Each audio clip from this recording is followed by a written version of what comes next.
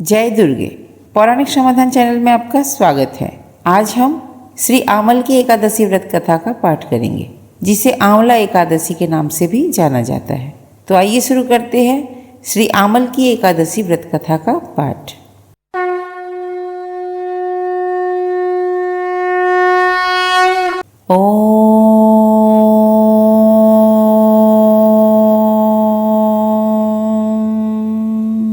श्री गणेशाय नमः।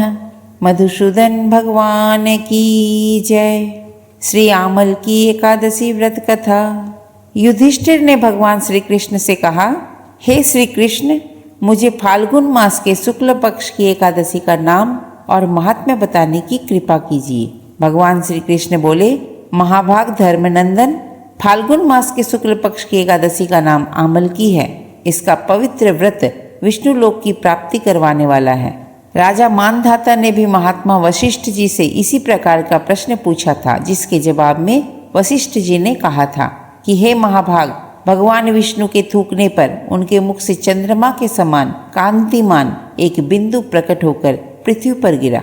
उसी से आमलक अर्थात आंवले का महान वृक्ष उत्पन्न हुआ, जो सभी वृक्षों का आदिभूत कहलाता है। इसी समय प्रजा की सृष्टि करने के लिए भगवान ने ब्रह्मा जी को उत्पन्न किया और ब्रह्मा जी ने देवता, दानव, गंधर्व, यक्ष, राक्षस, नाग तथा निर्मल अंतःकरण वाले महर्षियों को जन्म दिया। उनमें से देवता और ऋषि उस स्थान पर आए जहाँ विष्णु प्रिय आमलक का वृक्ष था। महाभाग, उसे देखकर देवताओं को बड़ा विस्मय हुआ, क्योंकि उस वृक्ष के बारे में वे नहीं जानते थे। उन्हें इस प्रकार विस्मित देख आकाशवाणी हुई, हे महर्षियों, यह सर्वश्रेष्ठ आमलक का वृक्ष है, जो विष्णु को अति प्रिय है। इसके स्मरण मात्र से गोदान का फल मिलता है। स्पर्श करने से इसे दुगुना और फल भक्षण करने से तिगुना पुण्य प्राप्त होता है। यह सब पापों को हरने वाला वैष्णव वृक्ष है। इसके फूल में विष्णु, उसके ऊपर ब्रह्मा, स्कंध में परमेश्वर भगवान रुद्र और शाखाओं में मुनि, टहनियों में देवता, पत्तों में वसु, फूलों में मरुदगण तथा फलों में समस्त प्रजापति वास करते हैं। आमलक सर्वदेवमय है, अतः विष्णु भक्त पुरुषों के लिए यह परम पूज्य है। इसीलिए सदा प्रयत्न पूर्वक आमलक का सेवन करना चाहिए। ऋषि बोले, आप कौन हैं? देवता हैं या कोई और? हमें ठीक ठीक बताइए। पुनः आकाशवाणी हुई, जो संपूर्ण भूतों के कर्ता और समस्त भुवनों के सृष्टा हैं, जिन्हें विद्वान पुरुष भी कठिनता से देख पाते हैं, मैं वही सनातन विष्णु हूँ। देवाधिदेव भगवान विष्णु का यह कथन सुनकर वे ऋषिगण भगवान की स्तुति करने लगे। इससे भगवान श्री हरि संतुष्ट हुए और बोले, हे महर्षियों, तुम्हें कौन सा अभिष्ट वरदान दूं? ऋषि बोले, हे भगवान, यदि आप संतुष्ट हैं तो हम लोगों के हित के लिए कोई ऐसा व्रत बतलाइए जो स्वर्ग और मोक्ष रूपी फल प्रदान करवाने वाला हो। श्री विष्णु जी बोले, महर्षियों, फाल्गुन मास के शुक्ल पक्ष में यदि पुष्य नक्षत्र से युक्त एकादशी हो तो वह महान पुण्य देने वाली और बड़े बड़े पातकों का नाश करने वाली होती है। इस दिन आंवले के वृक्ष के पास जाकर वहां रात्रि में जागरण करना चाहिए। इससे मनुष्य सब पापों से छूट जाता है और सहस्त्र गोदान का फल प्राप्त करता है। विप्रगण, यह व्रत सभी व्रतों में उत्तम है, जिसे मैंने तुम लोगों को बताया है। ऋषि बोले, भगवान, इस व्रत की विधि बताइए। इसके देवता और मंत्र क्या हैं? पूजन कैसे करें? उस समय स्नान और दान कैसे किया जाता है? भगवान विष्णु ने कहा, द्विजवरों, इस एकादशी को व्रती प्रातः काल दंत धावन करके यह संकल्प करे कि हे पुंडरीकाक्ष, हे अच्युत, मैं एकादशी को निराहार रहकर दूसरे दिन भोजन करूंगा। आप मुझे शरण में रखें। ऐसा नियम लेने के बाद पतित, चोर, पाखंडी, दुराचारी, गुरुपत्नीगामी तथा मर्यादा भंग करने वाले मनुष्यों से वह वार्तालाप न करे। अपने मन को वश में रखते हुए नदी में, पोखर में, कुएं पर अथवा घर में ही स्नान करे। स्नान के पहले शरीर में मिट्टी लगाए। मृत्तिका लगाने का मंत्र इस प्रकार है, अश्वक्रांते रथक्रांते विष्णुक्रांते वसुंधरे मृत्तिके हर में पापम जन्म कोट्याम समर्जितम। अर्थात, हे वसुंधरे, तुम्हारे ऊपर अश्व और रथ चला करते हैं तथा वामन अवतार के समय भगवान विष्णु ने भी तुम्हें अपने पैरों से नापा था। मृत्यु के मैंने करोड़ों जन्मों में जो पाप किए हैं, मेरे उन सब पापों को आप हर लो। मिट्टी लगाने के बाद स्नान करें। स्नान का मंत्र इस प्रकार से है। त्वं मातः सर्वभूतानां जीवनं तत्तु रक्षकम् स्वेदजोदभिज्य जातीनां रसानां पतये नमः। स्नातोऽहं सर्वतीर्थेषु हृदप्रस्रवणेषु च नदीषु देवखातेषु इदं स्नानं तुमे भवेत्।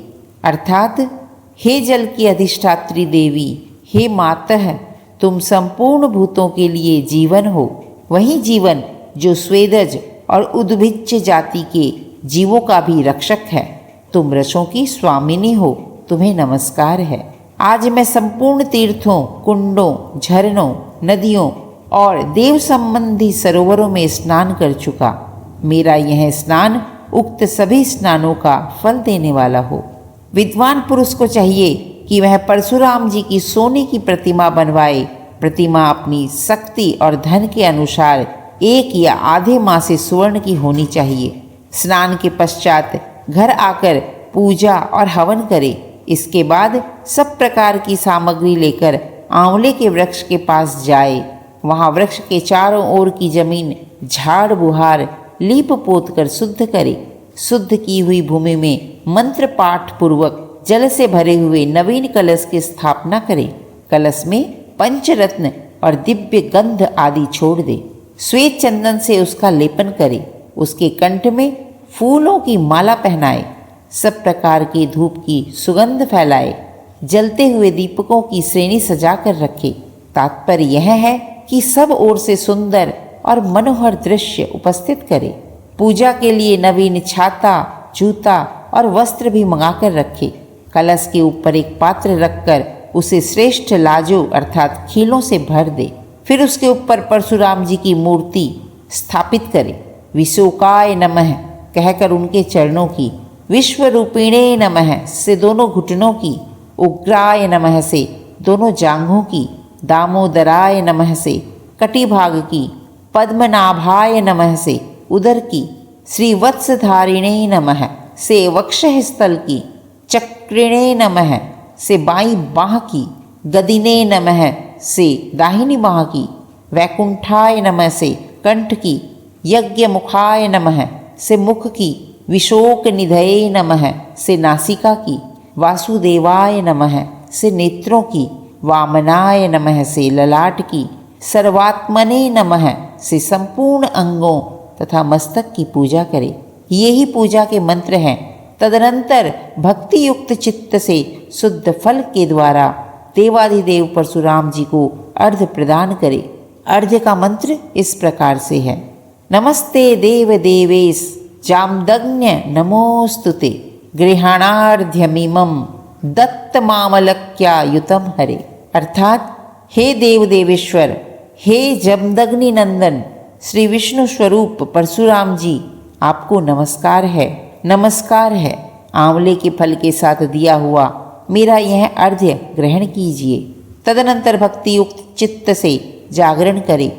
नृत्य, संगीत, वाद्य, धार्मिक उपाख्यान तथा श्री विष्णु संबंधिनी कथा वार्ता आदि के द्वारा वह रात्रि व्यतीत करे। फिर सवेरा होने पर श्रीहरि की आरती करे। ब्राह्मण की पूजा करके वहाँ की सब सामग्री उसे निवेदित कर दे। परशुराम जी का कलश, 2 वस्त्र, जूता आदि सभी वस्तुएं दान कर दे और यह भावना करे कि परशुराम जी के स्वरूप में भगवान विष्णु मुझ पर प्रसन्न हों।